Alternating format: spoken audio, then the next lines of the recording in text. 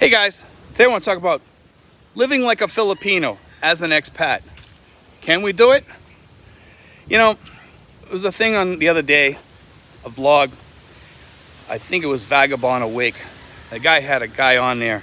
I didn't watch it, because I know a few people that live like that. I've seen people that live like that, and it's not healthy, and it's not something I would recommend, nor did he recommend, by the way. Okay, from what I heard. So I didn't watch it because I know what it's like. I've seen people that are living on low budgets, but this guy had lived, I think, 13 years on $600 a month. Okay? And yes, it's possible, but yes, it can be very ugly too. So let me just put it that way. I had a guy living near me. I believe he was probably living on about $600 a month. Okay? He was living really raw. He lived with a Filipino girl. And he was always in fights with his girlfriend. I would imagine it was probably over money because he was always broke. He liked to drink, and he was on an exceptionally low budget. And he told me he was on a low budget. But anyway, if you saw the guy, he was very unhealthy. He looked sickly. He didn't look well. He couldn't afford anything if he got sick. Now, most Filipinos here, they have access to what's called a public hospital in a sickness. It's not the best place to go. Some Filipinos joke and they say it's the place where you go to die when you get sick. So that ought to give you a good clue as to what a public hospital is like. Okay, it's a place where you go to die. It's not a comfortable place. It's not a nice place. I've been in these hospitals. I've seen them.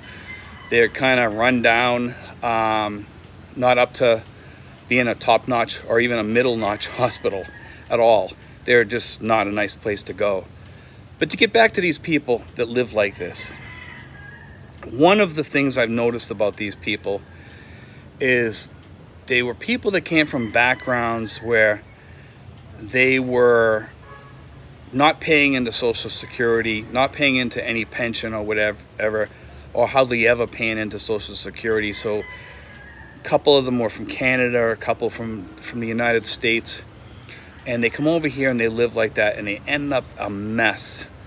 We had a guy from Alabama. I've talked about him a few times on here, and he was an utter mess.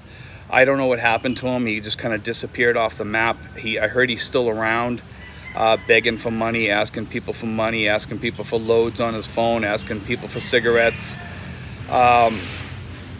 That's the way these people on the $600 budgets kind of become, because they have no way of getting back home to go back and work or whatever. Some of these guys are in their 50s.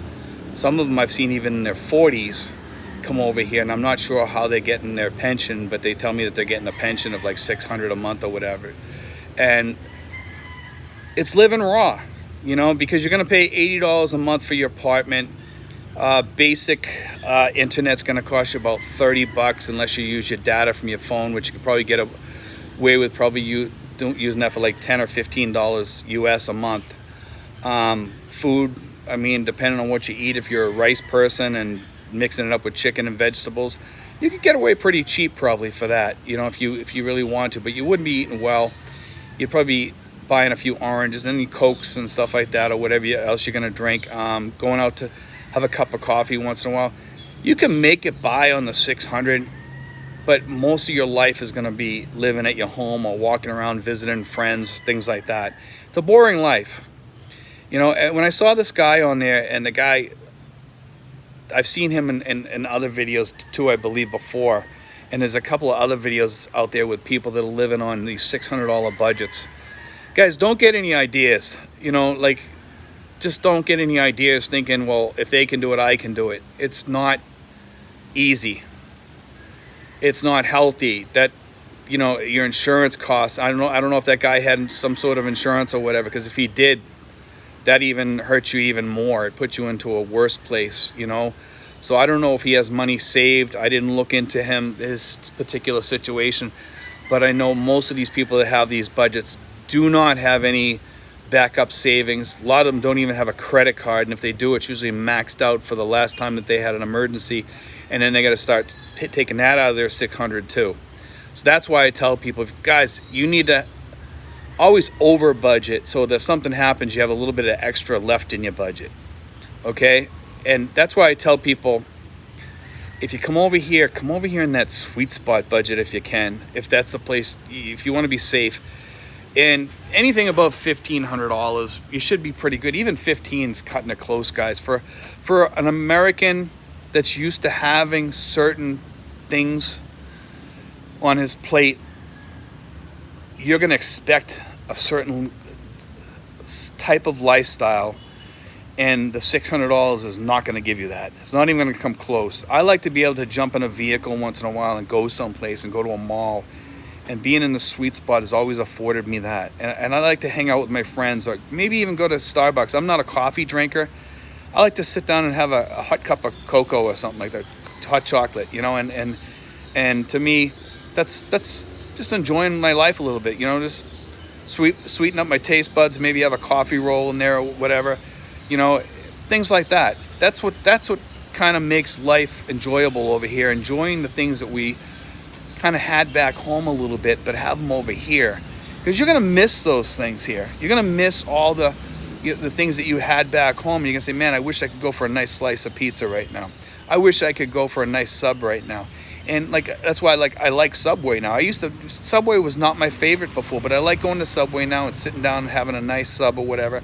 I like sitting down at a good pizza shop, which pizza over here is different. Doesn't taste as good, but it's nice being able to sit down in a pizza place, have a piece of pizza and a Coke or something like that, or what have you, and just live in the moment. And $600, you're not going to be able to afford that. You just can't. You know, you'll be living at home bored. You won't have money when your friends want to go out. If your friends want to go somewhere or something, you're not going to have that income to be able to travel with them. And you're going to want to go. You will want to go with these people. You will want to travel. You know, $1,200 and above, it gives you some more affordability.